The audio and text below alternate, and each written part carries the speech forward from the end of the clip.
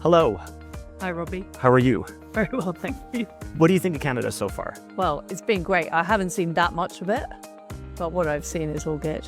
We have an interesting state, and we spoke a little bit yesterday about the current state, and how should Canada react to Trump? Because a lot of us really love Trump, and we love what he's doing. I think Trump is necessary.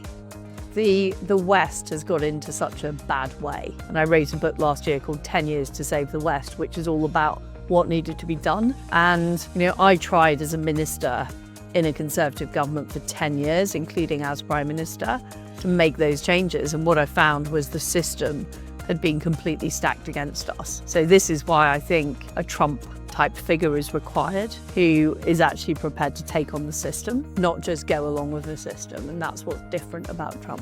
Why is the UK system so volatile? Because like I was looking yesterday, and it's like there's been a lot of prime ministers. Like, we're stuck with our prime minister for almost 10 years. So what has happened is that since Tony Blair got in, there has been a consensus in Britain about relatively big government, high taxes, net zero, high immigration. And that consensus isn't just the political parties, it's also the bureaucracy, which has become more powerful. Tony Blair gave the bureaucracy huge amounts of power. But it's also the media buy into that narrative, so the BBC, the Times, all of the mainstream media, but it's not working. So the problem is, the policies that have been pursued for the last 25 years, call it the Blairite consensus, have been a disaster for Britain. So we've seen economic stagnation. In the year 2000, Britain was almost at the point of catching up with America in terms of our GDP per capita. We're now $34,000 per person worse off. Our energy prices are the highest in the world. Our tax rates are the highest they've been for 70 years. We've got problems with policing. I don't know if you've been following what's been happening on the grooming gangs in Britain, the fact that the perpetrators and the insiders in the system haven't been brought to justice. So what we've got is a big problem with accountability, big problem with economic policy, big problem with immigration. So we've seen 1 million people per year coming into the United Kingdom. And that's not including the illegal immigrants who we can't deport because we've got all of these legal rules like the Human Rights Act. So what we're seeing is people in the country really, really want change. They voted for Brexit in 2016, which was a massive 2 fingers up at the political establishment. They voted for Boris in 2019. But every time they've voted for change, the change hasn't been delivered because the permanent bureaucracy is still in power. And that is what has created that turbulence. And I think that the change is coming where that bureaucracy is going to be dismantled. I think that is what has to happen to make Britain great again. And if you look at what Trump is doing in the US with deportations, if you look what he's doing with the DEI agenda, if you look what he's doing with dismantling the federal bureaucracy and the American civil service, that is basically what we need to do in Britain. But we're not there yet.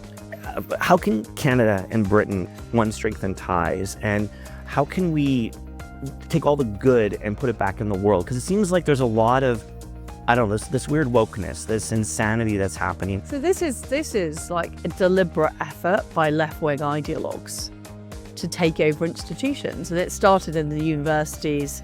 It's now endemic in the bureaucracies. It's in the corporate culture as well. So we've seen banks with DEI policies, people being debanked if they've got conservative views. We've seen the net zero policies being promoted by those who should know better, who should understand economics, and the economics of it just don't work. This is not in line with what the public actually want in our countries, because people in Britain are patriotic. They want to see Britain do well. They want to see their town or city do well. They want a good job. They want a great house and for their family. They want to be able to go on holiday. They want their lives to be better. They want their kids' lives to be better than that. But the influence of left-wing ideology, and we've seen the results of the disastrous policies in Britain like net zero, have damaged that. So what needs to happen is that the public in our countries need to make their voices heard to achieve real change. That's what needs to happen. I want to know what was that like? Because you with the Queen, because you were the I guess the last prime minister she sworn in, and it was 2 days before her death. And I didn't realize that at the time, because she was incredibly lively in the meeting and she gave me good advice, and she was incredibly across what was happening in British politics. And at the end of the meeting, she said, "I'll see you again next week." So I had no idea that 2 days later she would die. And the whole thing was very extraordinary. I did think, why me? Just 2 days after being appointed, she died after being on the throne for 70 years.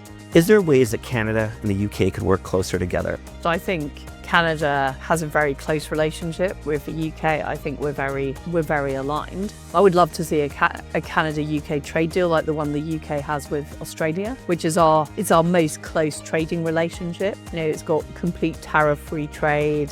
Young people can live and work in each other's country. That's the kind of thing that I'd like to see with Canada.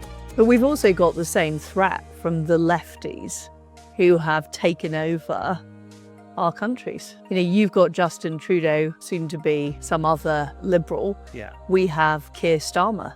They're cut from the same cloth. They're advancing the same agenda, which is agenda that is undermining Western civilization. So what we need conservatives in our countries to be allied and to be prepared to fight that. I really was hoping that in this time of crisis that Trudeau would have just said, look, let's have an election. But he didn't, and it probably won't be till October. Use that time to get ready. That's my advice. I had no time to get ready. You had none. No. I had no time. And the forces that the Canadian Conservatives will face will be huge. Because I have no doubt that Justin Trudeau has been stacking the system. Use the time to get ready.